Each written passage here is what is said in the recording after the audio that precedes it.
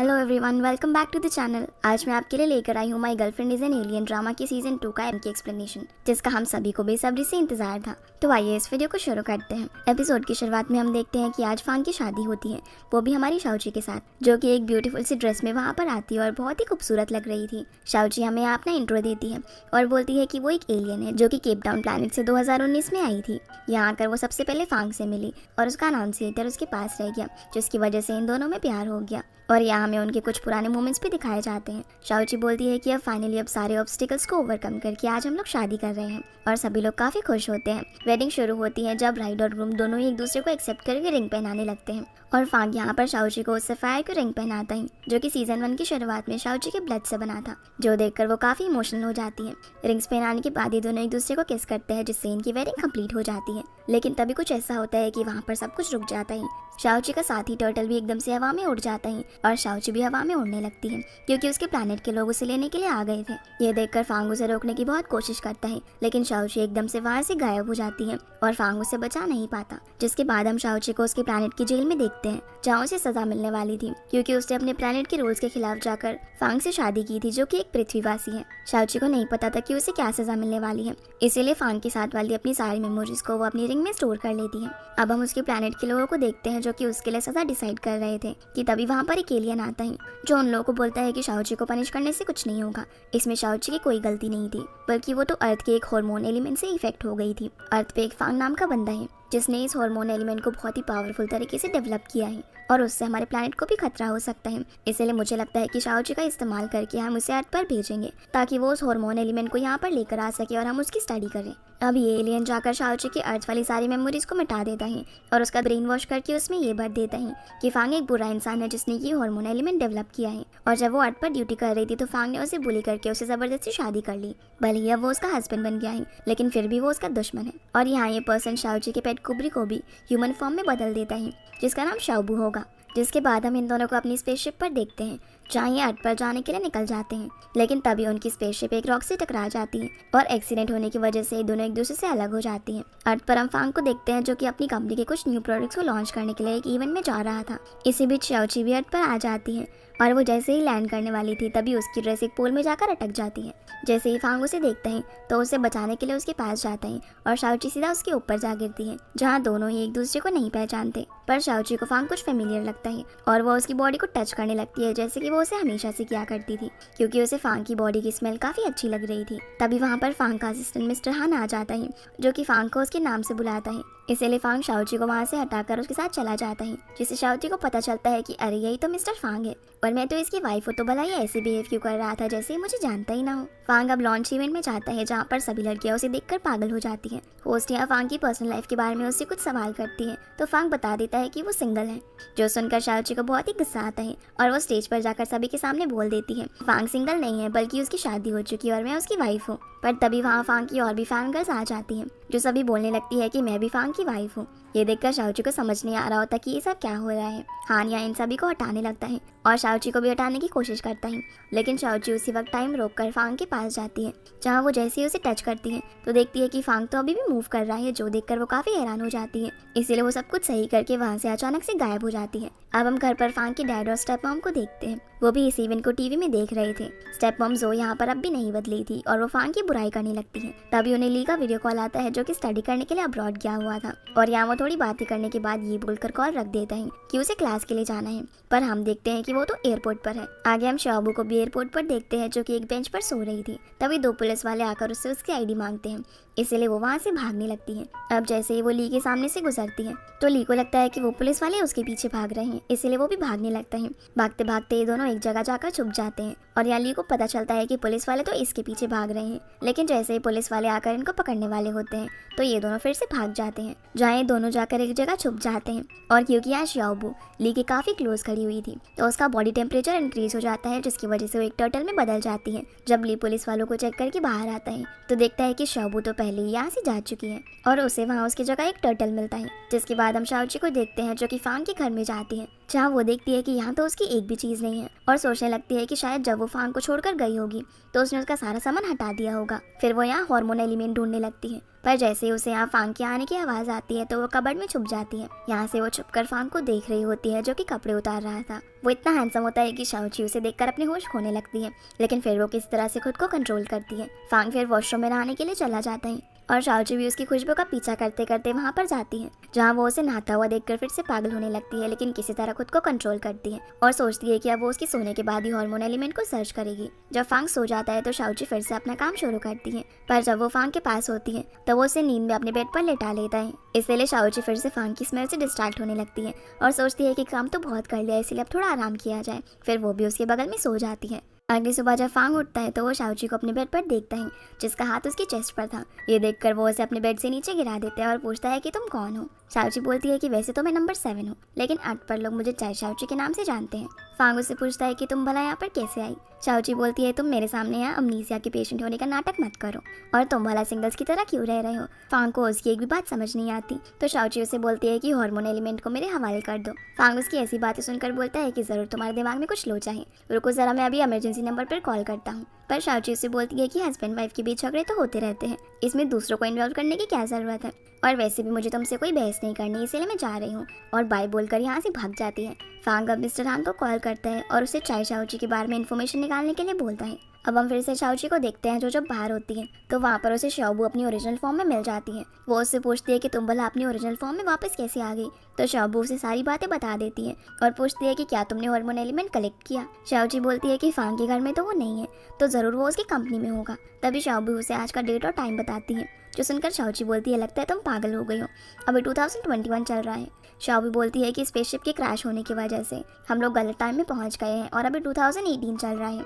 शाओची यहाँ बोलती है कि और तभी मैं सोचूं कि फांग मुझे पहचान क्यों नहीं पा रहा, क्योंकि वो तो मुझसे 2019 में मिला था। जिसके बाद हम फांग को देखते हैं जो कि मिस्टर हान के साथ अपना मेमोरी बैंक चेक करता है, क्योंकि हम जानते हैं कि फांग बारिश होने के बाद अपनी आधी मेमोरी भूल जाता है, पर मेमोरी बैंक में उसे शाओची के नाम की कोई भी इन्फॉर्मेशन नहीं मिलती। जो देखकर फांग मिस्टर हान से बोलता है कि तो फिर वो मेरे घर में कैसे आई। मिस्टर हान बोलते हैं कि ज़रूर वो आपकी कोई क्रेजी फैन होगी, पर फांग बोलता है कि उसका बिहेवियर ऐसा था जैसे कि वो उसे पहले से जानती हो, और अब वो भी उसके बारे में जानने के लिए काफ़ी क्यूरियस था। फांग अब यहाँ हान को अपने घर का सिक्योरिटी सिस्टम अपग्रेड करने के लिए बोलता है। जिसके बाद हम शाओची को देखते हैं जो कि एक कैफ़े में जाती है, और ये कैफ़े मिस चाय का था। वहाँ वो उनसे चिल्ड पानी मांगती है और टाइम रोककर शाओबू को उसमें रख देती है ताकि वो उसे ठंडा कर सके, जिससे वो अपनी ह्यूमन फॉर्म में वापस आ जाती है। शाओची अब उससे अपने प्लैनेट पर सिग्नल भेजने के लिए बोलती है, क्योंकि वो लोग गलत टाइम में लैंड हो गए थे, पर उनकी अर्थ पर क्रैश लैंडिंग की वजह से शाओबू के नर्व सिस्टम में खराबी आ गई थी, इसीलिए वो सिग्नल नहीं भेज पाती। अब उनके पास यहाँ वेट करके मिशन कंप्लीट करने के अलावा और कोई रास्ता नहीं था। शाओची बोलती है कि हम भला मिशन कैसे कंप्लीट करेंगे,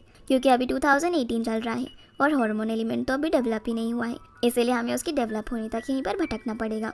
जो जानकर ये दोनों ही बेचारी काफ़ी परेशान हो जाती है। पर जैसे ही शाओबू शाओची की रिंग को स्कैन करती है तो देखती है कि उसने तो उसके अंदर मेल हार्मोन को कलेक्ट किया हुआ है। वो उससे पूछती है कि उसने कैसे किया, तो शाओची बोलती है कि जब वो फांग से पहली बार मिली थी शायद ही तब हुआ होगा। अब वो इन कलेक्ट किए हार्मोन्स की मदद से अपने प्लैनेट पर सिग्नल भेज पाते हैं। शाओबू उसे बोलती है कि हार्मोन एलिमेंट डेवलप नहीं हुआ तो क्या हुआ, हम मेल हार्मोन कलेक्ट करके अपना मिशन सक्सेसफुल करेंगे और अपने प्लैनेट पर वापस चले जाएंगे। जो बोलकर दोनों काफ़ी खुश होने लगती है। तभी कैफ़े में कुछ लड़के आते हैं, तो शाओची उनसे भी हार्मोन एलिमेंट कलेक्ट करने के लिए उनके पास जाती है, लेकिन कुछ भी नहीं होता। इसलिए वो उनके सामने डांस करने लगती है, लेकिन तब भी कुछ नहीं होता। इसीलिए वो कैफ़े में मौजूद सभी मेल कस्टमर्स के पास जाकर डांस करती है और हार्मोन्स कलेक्ट करने की कोशिश करती है, लेकिन ऐसा कुछ भी नहीं होता और लोग सोचते हैं कि वो पागल है। तभी वहाँ पर मिस चाय आ जाती है, जिन्हें लगता है कि वो बगल वाले रेस्टोरेंट की स्पाई है और वो यहाँ पर उसके कस्टमर्स को भगाने के लिए आई है, लेकिन शाओची बोलती है कि ऐसा कुछ नहीं है और यहाँ से जाने लगती है। तो मिस चाय पहले उन्हें पे करने के लिए बोलती है, जहाँ शाओची अपने प्लैनेट की करेंसी में उसे पे कर देती है, पर मिस चाय समझ जाती है कि ये दोनों उसे बेवकूफ़ बना रहे हैं, इसीलिए वो उनसे अपने कैफ़े में काम करवाती है, जहाँ शाओची सोचने लगती है कि हार्मोन एलिमेंट कलेक्ट क्यों नहीं हो रहा। इसीलिए वो फांग के पास जाने के लिए एकदम से गायब हो जाती है। जब मिस चाय इन दोनों को इस तरीके से गायब होते हुए देखती है तो वो वहीं पर बेहोश हो जाती है। शाओची फांग के पास जाकर उसके सामने डांस करने लगती है ताकि वो हार्मोन एलिमेंट कलेक्ट कर सके, लेकिन फिर से कुछ भी नहीं होता और फांग वहाँ से जाने लगता है, जो देखकर शाओची को कुछ भी समझ नहीं आता। अब जैसे ही वो फांग की तरफ देखती है, जिसका एक कार से एक्सीडेंट होने ही वाला था, तो वो फटाफट से टाइम फ्रीज करके उसे बचा लेती है और फांग यहाँ उसकी गोद में होता है। तभी उसकी बॉडी से हार्मोन्स निकलकर शाओची की रिंग में कलेक्ट होने लगते हैं, जो देखकर शाओची काफ़ी खुश हो जाती है, लेकिन उसे इस तरह पकड़े हुए उसे काफ़ी देर हो जाती है, इसलिए वो दोनों इधर आराम से नीचे गिर जाते हैं, जहाँ शाओची फिर से फांग के हार्मोन्स को स्मेल करने के बाद कंट्रोल नहीं कर पाते और उसे चिपकने लग जाती है। फांग उसे दूर हटाने की कोशिश करते हैं और बोलता है कि तुम कितनी शिमलेस हो, लेकिन शाओकी को तो इस सबसे कोई फर्क ही नहीं पड़ रहा था और वो तो उसे चिपके ही जा रही थी, जो देखकर फांग बोलता है कि रुको अभी मैं पुलिस को कॉल करता हूँ। तो शाओची बोलती है कि कोई बात नहीं, कर लो। पर जब वो सच में पुलिस को कॉल करने लगता है तो शाओची अपनी पावर से उसका फ़ोन दूर फेंक देती है और वहाँ से भाग जाती है, जो देखकर फांग भी हैरान रह जाता है कि आखिर उसका फ़ोन अचानक से दूर जाकर कैसे गिर गया। शाओची अब शाओवू के साथ भाग रही होती है, तभी वो उसे रुकने के लिए कहती है, क्योंकि अगर फिर से उसकी बॉडी ज़्यादा गर्म हुई तो वो टर्टल में बदल जाएगी, जो सुनकर शाओची सोचने लगती है कि शायद फांग की बॉडी भी तभी हार्मोन्स रिलीज करती है जब उसका बॉडी टेम्परेचर हाई हो जाता है और उसकी हार्ट बीट फास्ट हो जाती है। ये जानकर शाओवू डेटा को एनालाइज करती है और ये कंक्लूजन निकालती है कि जब फांग शॉक होता है तब उसकी बॉडी का टेम्परेचर बढ़ जाता है और उसकी हार्ट बीट भी फास्ट हो जाती है, शायद तभी वो हार्मोन्स रिलीज करता है। ये जानकर दोनों ही काफ़ी खुश हो जाते हैं और अब वो फिर से हार्मोन कलेक्ट करने के लिए फांग के ऑफिस जाती है, लेकिन वहाँ पर एम्प्लॉयज़ के अलावा और कोई भी नहीं जा सकता था, इसलिए अब शाओची फांग के घर जाती है। लेकिन यहाँ पर भी फांग ने अब अपना सिक्योरिटी सिस्टम अपग्रेड कर लिया था, इसलिए वो उसके घर में भी नहीं जा पाती। अब ये दोनों बैठकर सोच ही रहे होते हैं कि अभी अपना मिशन कैसे कंप्लीट करेंगे। तभी शाओवू को टूलेट का एक नोटिस दिखता है, जिससे उसे एक आइडिया आता है और वो फांग के घर के पास रहने की कोई जगह देखने लगती है, जहाँ उसे फांग की बिल्डिंग में एक फ्लैट मिल जाता है जिसके ओनर अब्रॉड में रहते हैं। इसलिए अब ये दोनों पहले तो तैयार होकर उस बिल्डिंग में जाते हैं, जहाँ किसी के ना होने पर शाओवू कंप्यूटर की इन्फॉर्मेशन चेक करने लगती है। जैसे ही वहाँ पर बिल्डिंग का मैनेजर आता है तो शाओवू घर की ओनर का नाम बताकर बोलती है कि उनकी बेटी अब यहाँ पर रहने के लिए आ गई है।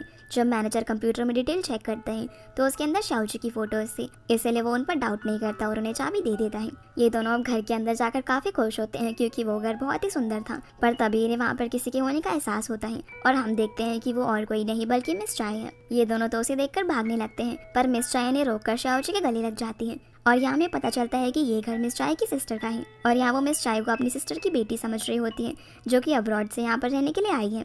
इसलिए वो उसका काफ़ी अच्छे से वेलकम करती है और अपनी रेस्टोरेंट के लाए हुए टी केक्स और पेस्ट्रीज उन्हें खाने के लिए देती है, जहाँ ये लोग ये भी डिसाइड कर लेते हैं कि अब ये दोनों मिस चाय के रेस्टोरेंट में काम करेंगे। शाओची यहाँ से आधे खाई हुई पेस्ट्री लेकर फांग के घर पर जाती है, जहाँ वो उसे बोलती है कि मैं तुम्हारी पड़ोसी हूँ और उसे फिर से फ्लर्ट करने की कोशिश करती है, लेकिन फांग उसे इग्नोर करके उसके मुंह पर दरवाजा बंद कर देता है। अब शाओची घर जाकर सोचने लगती है कि वो कैसे अपने मिशन को पूरा करेगी, तो शाओवू यहाँ उसके लिए एक अच्छा सा प्लान बनाती है। रात में हम फांग को ऑफिस से घर आता हुआ देखते हैं।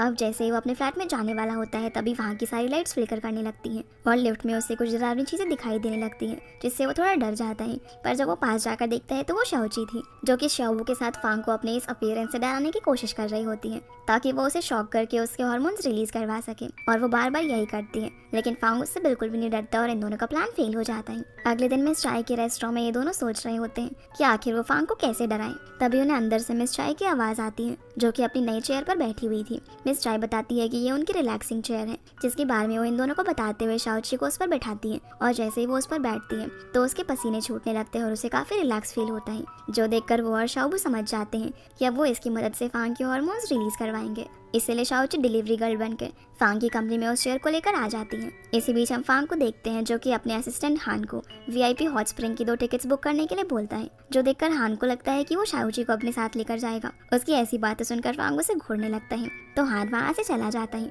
जिसके वहाँ से जाते ही शाओची फांग के कैबिन में आ जाती है। फांग उसे देखकर पूछता है कि तुम भला यहाँ पर कैसे है, तो शाओची बोलती है पैरों से। फिर वो उसे जबरदस्ती करके उस चेयर पर बैठा देती है। फांग उठने की बहुत कोशिश करता है, लेकिन शाओची ने उसे कस के पकड़ा हुआ था और फांग सोचता है कि ये लड़की तो कितनी पावरफुल है। अब वो उसे रिलैक्स करने के लिए उसकी बॉडी को टच करती है और हार्मोन्स कलेक्ट करने की कोशिश करती है, लेकिन कुछ भी नहीं होता, जिसकी ऐसी हरकतें देखकर फांग उसे पकड़ लेता है और वो गलती से उसकी गोद में आ गिरती है, जहाँ आकर तो वो सीधा फांग की शर्ट में ही हाथ डाल देती है और फांग उसे दूर हटाने की कोशिश करता है। पर उसी वक्त रूम के अंदर असिस्टेंट हान आ जाता है, जो इन दोनों को इस तरह देखकर गलत समझने लगता है और बोलता है कि मिस्टर फांग आप कंटिन्यू रखिए, मैं बाद में आता हूँ। लेकिन फांग उसे चिल्लाकर शाओची को यहाँ से बाहर भेजने के लिए बोलता है और क्योंकि उस चेयर से कुछ भी नहीं हुआ था, इसलिए शाओची भी उसे लेकर यहाँ से चली जाती है। शाओची जब रेस्टोरेंट में पहुँचती है तो मिस चाय इन दोनों को डांट रही होती है और बोलती है कि बेवकूफ़ लड़कियों, तुम भला इस चेयर का इस्तेमाल करके किसी से फ्लर्ट करने की कोशिश कर रही थी। शाओची बोलती है कि ऐसी बात नहीं है, मैं तो सिर्फ उसकी धड़कनें तेज करना चाहती थी। तो मिस चाय उसे एडवाइस देती है कि तुम्हें उसे अपने प्यार में गिराना होगा,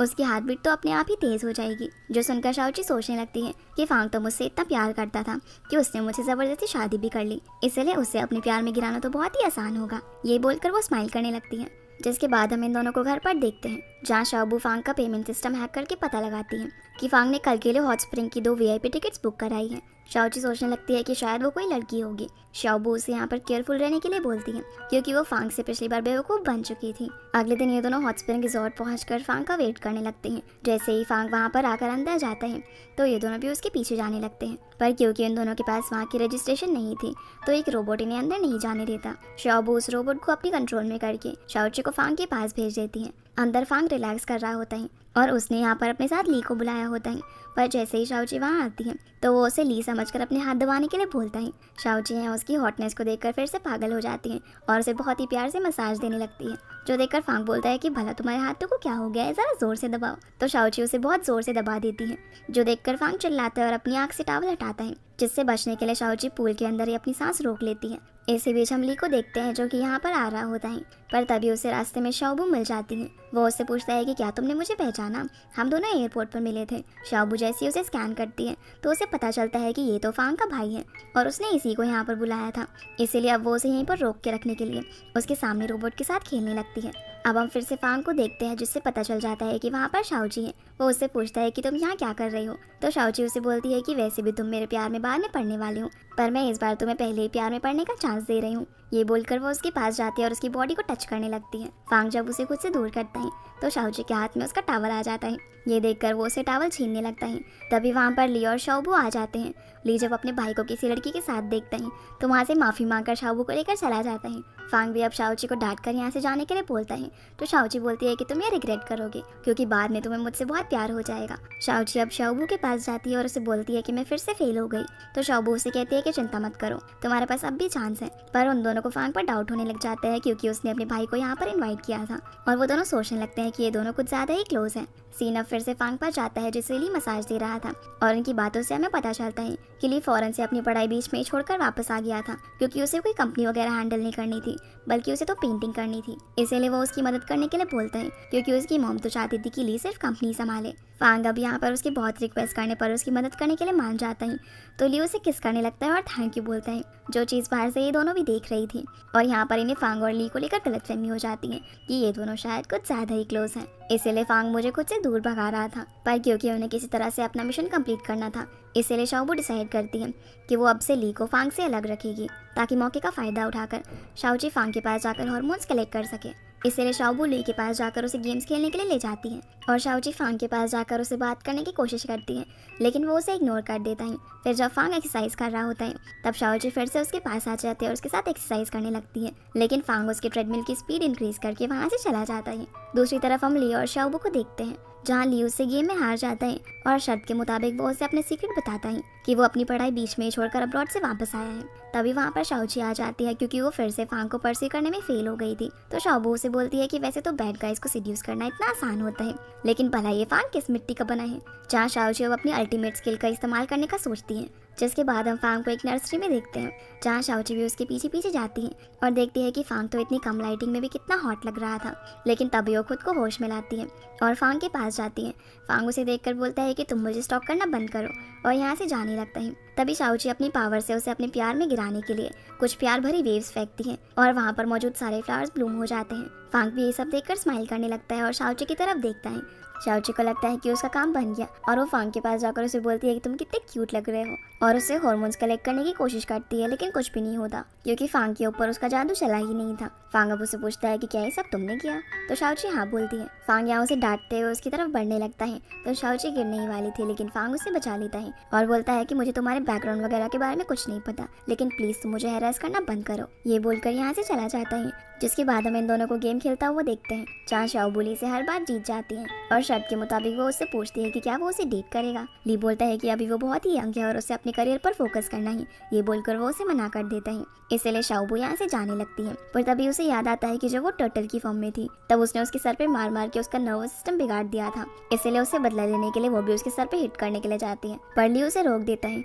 और सोचता है कि रिजेक्ट करने की वजह से तो कितना वायलेंट हो रही है, इसलिए ना चाहते हुए भी वो उसे डेट करने के लिए मान जाता है। हैं, जो सुनकर शोबू तो काफी खुश हो जाती है क्योंकि उसे ली को फांग और शाओची के रास्ते से हटाना था। पर ली की शक्ल यहाँ पर देखने लायक होती है। ली अब अपने भाई के पास जाकर उसे बताता है कि आज एक लड़की ने उसे प्रपोज किया। फांग बोलता है कि अभी तुम्हें अपने करियर वगैरह पर ध्यान देना चाहिए, अगर तुम डेट करोगे तो अपनी गर्लफ्रेंड के खर्चे कैसे उठाओगे। जिसके बाद हम शाओबू को देखते हैं जिसे शाओची सारी बातें बताती है और बोलती है कि मेरी सुपर पावर की मदद से मैं किसी को भी इंस्टेंटली अपने प्यार में गिरा सकती हूँ, लेकिन फांग के ऊपर ये काम नहीं किया। शाओबू उसकी बॉडी को स्कैन करती है लेकिन उसमें तो सब कुछ सही होता है, तो वो उसे बोलती है कि तुम उसकी वाइफ थी तो इसीलिए शायद वो तुम्हारी पावर से इम्यून है। शाओबू फिर यहाँ पर उसे ये बताती है कि अब ली मेरा बॉयफ्रेंड बन गया है क्योंकि मैं उसके क्राइटेरिया में फिट बैठती हूँ। जो देखकर शाओची बोलती है कि अरे वाह, तुम तो बड़ी सुपर फास्ट निकली और अब से मैं भी फांग की पसंद नापसंद जानने की कोशिश करूंगी। अगले दिन हम फांग को एक मीटिंग में देखते हैं जहाँ पर उसकी कंपनी एक नया परफ्यूम लॉन्च करने वाली थी जिसका नाम था रेनबो। पर जो फांग की स्टेप मॉम का भाई होता है जिसका नाम कांग है, वो इस प्रोजेक्ट का जो परफ्यूमर होता है उससे अपनी साइड करने का ऑफर देता है। दूसरी तरफ हम इन दोनों को देखते हैं जहाँ पर शाओबू शाओची को बताने लगती है कि मैंने तुम्हारे लिए बहुत सारी नॉवेल्स और टीवी सीरीज को स्कैन किया है जिसमें सभी बॉसी सीईओ होते हैं। वो उसे बताती है कि ये सारे ड्रामा के लीड ज्यादातर कोल्ड और मीन होते हैं और ज्यादातर का बचपन हमेशा ट्रॉमेटिक रहता है। उन्हें कोई ऐसी डिजीज होती है जिसके बारे में वो किसी को भी नहीं बताते। ये सारे पॉइंट शाओची नोट कर रही थी और बोलती है कि जो भी हो, लेकिन फांग का फिगर तो बहुत ज्यादा मस्त है। शाओबू फिर उसे बताती है कि तीसरा पॉइंट ये है कि इन सभी कोल्ड बॉस का या तो एक चमचा होता है या फिर एक डॉक्टर फ्रेंड होता है जो हमेशा इन लोगों को यही बोलता है कि तुम्हें पता है कि मैंने तुम्हें इस तरह स्माइल करते हुए आज से पहले कभी नहीं देखा। दूसरी तरफ हम फांग को डॉक्टर जैंग के साथ देखते हैं जहाँ वो उसे बताता है कि कैसे उसके हेलुसिनेशन के चलते उसने सभी फ्लावर्स को ब्लूम करते हुए देखा था। जो सुनकर डॉक्टर जैंग बोलता है कि मुझे लगता है कि शाओकी ने तुम्हारे ऊपर काफी असर डाला है। फांग बोलता है कि मैंने तो तुमसे शाओची के बारे में कभी शेयर नहीं किया। डॉक्टर जैंग बताता है कि तुम्हारा असिस्टेंट हान है ना, वो तुम्हारे बारे में सारे अपडेट्स वीचैट के मूवमेंट्स पर पोस्ट करता है। वहीं से मुझे शाओची के बारे में पता चला। जिसके बाद हम इन तीनों को देखते हैं जो कि साथ में बैठकर ड्रामा देख रहे थे। यहाँ शाओची सोचने लगती है कि कैसे लड़कियां ड्रामा के मेन लीड को अपने प्यार में गिरा लेती है, लेकिन वो फांग के साथ ऐसा नहीं कर पा रही। तो मिस चायो से बोलती है कि क्या तुमने कभी अपने कपड़ों को देखा है, वो कितने प्लेन है, भला तुम इन कपड़ों से फांग को कैसे इंप्रेस कर सकती हो। इन खूबसूरत लड़कियों को देखो, वो कितने अच्छे अच्छे कपड़े पहनती है और कितने अच्छे से ड्रेसअप होती है। जो सुनकर शाओची भी बड़ी बड़ी फीमेल एक्ट्रेस की तरह कपड़े पहनने का डिसाइड करती है। इसके बाद हम कांग को देखते हैं जो कि जो को बता रहा होता है कि तुम चिंता मत करो, इस परफ्यूमर को मैंने अपनी साइड कर लिया है और अब फांग ट्रबल में फंसने वाला है। अगले दिन शाओची ब्लैक विडो के कपड़े पहनकर फांग की कंपनी में ऑर्डर डिलीवर करने के लिए आती है। मिस चाय केक्स पर फ्लेवर लिखना भूल गई थी, इसीलिए शाओची स्मेल करके बताने लगती है कि किस बॉक्स में कौन सा केक है, जिसको ऐसा करते हुए फांग भी देख लेता है। तभी शाओची देखती है कि फांग वहाँ पर है और वो उसके पास जाकर उसे इम्प्रेस करने की कोशिश करती है, लेकिन फांग वहाँ से चला जाता है। अब ऐसे ही शाओची हर दिन अलग अलग ड्रेसेस पहनकर फांग के सामने आती है, लेकिन वो एक दिन भी उसे भाव नहीं देता, जिस वजह से बेचारी शाओची काफी परेशान हो जाती है। पर वो आखिरी बार ट्राई करने का सोचती है। जिसके बाद हम फांग को देखते हैं जिसे हान आकर बताता है कि उनका जो परफ्यूमर था उसने कॉन्ट्रैक्ट तोड़ दिया है। वो अपने साथ परफ्यूम का फॉर्मूला लेकर चला गया है, यहाँ तक कि उसने कॉन्ट्रैक्ट ब्रीच करने का कंपनसेशन भी हमें पे किया है। जो सब सुनकर फांग समझ जाता है कि ये जरूर किसी ने करवाया है और अब वो सोच ही रहे होते हैं कि क्या करें, क्योंकि कल ही उसके प्रोडक्ट का लॉन्च इवेंट होने वाला था। तभी वहाँ पर शाओची आती है जिसे देखकर फांग को याद आता है कि शाओची की स्मेल करने की सेंस काफी अच्छी है। फांग अब शाओची को वो परफ्यूम स्मेल कराता है और उसके इंग्रेडिएंट्स बताने को बोलता है, जिस काम को शाओची बहुत ही अच्छे से करती है और ठीक वैसा ही परफ्यूम उससे बना के दिखा देती है। जो देखकर फांग उससे काफी इंप्रेस हो जाता है और उसे थैंक यू बोलता है। ये सुनकर शाओची को लगता है कि शायद फांग उसे इस आउटफिट में पसंद करता है और वो काफी खुश होने लगती है। अगले दिन फांग के प्रोडक्ट्स का लॉन्च इवेंट होता है जहाँ पर कांग का बुलाया हुआ रिपोर्टर फांग से सवाल करता है और पूछता है कि आपने सभी प्रोडक्ट्स के सैंपल दिए सिवाय इस रेनबो परफ्यूम के। असल में कांग ने जानबूझकर करवाया था क्योंकि उसे लग रहा था कि फांग के पास उस परफ्यूम की सैंपल है ही नहीं, क्योंकि परफ्यूमर तो उनको छोड़कर चला गया था। पर फांग यहाँ पर सैंपल्स मंगा के सभी लोगों के मुंह बंद कर देता है, जो देखकर कांग गुस्से में यहाँ से चला जाता है और फांग भी उसे जाते हुए देख रहा था क्योंकि उसे पता था कि ये सब उसने और उसकी स्टेप मॉम ने ही करवाया है। जिसके बाद हम ली को उसकी मॉम से बात करता हुआ देखते हैं जहाँ वो तो उसे यही बोल रही होती है कि तुम जल्दी से पढ़ाई कंप्लीट करके यहाँ पर आ जाओ, मैंने तुम्हारे लिए सारा इंतजाम कर दिया है, तुम आकर फांग से उसकी कंपनी छीन लेना। पर लियो ने ऐसी बातें करने से मना करता है। तभी उसकी मॉम देखती है कि उसके पीछे जो झाड़ू वाला है वो तो चाइनीज है, तो लियो अपनी मॉम से बहाना करके कॉल रख देता है। तभी कांग जू को कॉल करके बताता है कि इस बार उनका प्लान फेल हो गया। जो सुनकर वो सोचने लगती है कि कोई बात नहीं, इस बार तो फांग बच गया। आगे हम फांग को देखते हैं जिसके पास हान आकर उसे बताता है कि उनके नए फ्रेग्रेंस ने सारे रिकॉर्ड तोड़ दिए हैं। इस बार शाओची ने हमारी सच में बहुत ही मदद की है, तो फांग उसे उसके लिए गिफ्ट भेजने के लिए बोलता है। इधर हम शाओची को देखते हैं जिसे फांग का गिफ्ट मिलता है, जिसमें उसने उसके लिए एक बहुत ही एक्सपेंसिव बैग भेजा था। अब इस बैग का कंक्लूजन मिस चाय ये निकालती है कि फांग ज़रूर तुम्हें डेट करना चाहता है। ये सुनकर शाओची बोलती है कि नहीं नहीं, मैं उसे पसंद वसंद थोड़ी करती हूँ, मैं तो सिर्फ यहाँ पर अपना मिशन कंप्लीट करने के लिए आई हूँ। मिस चाय उसे समझाती है कि उसने इतना एक्सपेंसिव बैग भेजा है तो उसे उसको थैंक्स तो ज़रूर बोलना चाहिए, जिसके लिए शाओची भी मान जाती है और शाबू उसे बताने लगती है कि फांग अब कहाँ पर होगा। सीन अब फांग पर आता है जो कि एक इन्वेस्टर के साथ डिनर कर रहा होता है और यहाँ वो उसे इम्प्रेस करने के चक्कर में ड्रिंक कर लेता है, जबकि उसकी एल्कोहल टॉलरेंस बहुत ही लो थी। शाओची भी बाहर ही उसका वेट कर रही होती है और सोचती है कि उसे उससे मिलना चाहिए कि नहीं। तभी वहाँ पर हान फांग को लेकर आ जाता है जो कि बहुत ही ड्रंक हालत में था। हान शाओची को फांग के साथ छोड़ देता है और बोलता है कि तुम तो पड़ोसी हो ना, तो मिस्टर फांग को उनके घर छोड़ देना, और ये बोलकर यहाँ से चला जाता है। शाओची अब फांग को उसके घर ले जाने के लिए एक टैक्सी को रोकती है, लेकिन फांग की ड्रंक होने की वजह से टैक्सी वाला उन्हें लेकर नहीं जाता। शाओची अब फांग को वहीं खड़ा करके टैक्सी का वेट करने लगती है, पर तभी फांग को वहाँ पर एक शॉपिंग बास्केट दिखाई देती है और वो बच्चों की तरह जाकर उसमें बैठ जाता है और बोलता है कि यही मेरी कार है। यहाँ वो बहुत ही फनी हरकतें भी करने लगता है और कोई और रास्ता ना होने पर शाओची उसमें उसे ही बैठाकर घर की तरफ ले जाने लगती है। फांग रास्ते में उसे बोलता है कि मैं स्टार्स को पास से देखना चाहता हूँ, तो शाओची के दिमाग में आइडिया आता है और वो सोचती है कि उड़कर तो वो भी घर जल्दी पहुँच सकते हैं, इसीलिए उसकी विश पूरी करने के लिए वो उसे उड़ाकर आसमान में लेकर जाती है। जहाँ फांग बोलता है कि मून यहाँ से कितना प्यारा लग रहा है और क्या वहाँ पर एलियन रहते होंगे, तो शाओची बोलती है कि हर प्लैनेट पर एलियंस रहते हैं। फांग बोलता है कि अगर वहाँ पर एलियंस रहते हैं तो मैं वहाँ पर भी अपनी कंपनी खोलूंगा। शाओची बोलती है कि नहीं, मैं अपने केपटाउन प्लैनेट की तरफ से तुम्हें वहाँ पर कभी भी नहीं आने दूंगी। फांग बोलता है अच्छा, तो तुम एक एलियन हो। शाओची बोलती है हाँ, तो क्या तुम डर गए मुझसे? फांग कहता है कि मैं भी तुम्हें सच बता देता हूँ, मैं भी अपने प्लैनेट का सुपरमैन हूँ। ये बोलकर वो अपने कोट को अपने गले में बांध लेता है। शाओची उसे बोलती है कि अच्छा सुपरमैन, तो चलो फिर उड़ के दिखाओ। पर फांग उसे साइड होकर बोलता है कि मेरे पंख तो बचपन में ही टूट गए थे, जो देखकर शाओची को उस पर तरस आ जाता है और वो बोलती है कि मैं तुम्हारे विंग्स बनूंगी। ये बोलकर वो उसे उड़कर दिखाती है, तो फांग बोलता है कि अगर तुम मेरे विंग्स हो तो मैं तुम्हें हमेशा प्रोटेक्ट करूंगा। ये बोलकर उसे हक कर लेता है और यहाँ इन दोनों के बीच में बहुत सारे क्यूट मोमेंट्स होते हैं। शाओची अब किसी तरह फांग को उसके घर लेकर आ जाती है और उस पर ब्लैंकेट फेंक कर जाने लगती है, लेकिन फांग उसे रोक लेता है और बोलता है कि मुझे अकेले रहने में डर लग रहा है। शाओची अब उसे सुलाने के लिए एक स्टोरी सुनाने लगती है, जिसे सुनाते सुनाते वो खुद भी सोने लगती है और फांग को अभी भी स्टोरी सुननी थी, इसलिए वो उसे अपनी स्टोरी बताती है और बोलती है कि एक दिन एक प्यारी सी एलियन लड़की जिसका नाम शाओची है वो अर्थ पर आ जाती है, जहाँ उसे फांग नाम का एक बुरा लड़का मिलता है। फांग जैसे ही शाओची को देखता है तो उसे उससे पहली नजर का प्यार हो जाता है और वो उसे जबरदस्ती बुली करके उसे शादी कर लेता है। पर शाओची के प्लेनेट वाले उसे ढूंढकर वापस ले जाते हैं और उसका सिस्टम अपग्रेड करके उसे वापस से अर्थ पर भेज देते हैं, जहाँ शाओची वापस आकर फांग को सबक सिखाती है। ये स्टोरी सुनकर फांग उसे बोलने लगता है कि शायद फांग ने ऐसा किसी रीजन की वजह से किया हो और शाओची को बुलाना उसके लिए काफी मुश्किल रहा हो, इसीलिए वो एक बुरा इंसान बन गया। और हो सकता है कि शाओची भी किसी रीजन की वजह से ये भूल गई हो कि फांग एक अच्छा इंसान है। अब वो उसे अपने बारे में बताने लगता है कि कैसे उसकी माँ उसे बचपन में ही छोड़कर चली गई थी। वो उनकी फोटो निकालकर शाओची की गोद में सर रखकर रोने लगता है और शाओची भी यहाँ उसे कंसोल करने की कोशिश करती है। शाओची अब फांग को सुलाकर यहाँ से जाने लगती है, तो फांग उसका हाथ पकड़कर उसे फिर से रोक लेता है और बोलता है कि तुम यहीं पर रुक जाओ। शाओची बोलती है कि मैं एक बुरी इंसान हूँ और मैं तुम्हें नुकसान भी पहुंचा सकती हूँ, तो फांग बोलता है कि नहीं, मुझे पता है कि तुम ऐसा नहीं करोगी। तभी शाओची फांग की स्मेल से अपनी होश खोने लगती है, उसे किस करने के लिए उसके क्लोज जाती है। इसी के साथ ये एपिसोड यहीं पर खत्म हो जाता है। तो गाइस, ये थी आज के वीडियो एंड आई होप आप लोग को ये वीडियो पसंद आई होगी, तो इस वीडियो को लाइक कर चैनल को सब्सक्राइब जरूर कीजिएगा। आपसे फिर मिलते हैं अगले एपिसोड में, तब तक के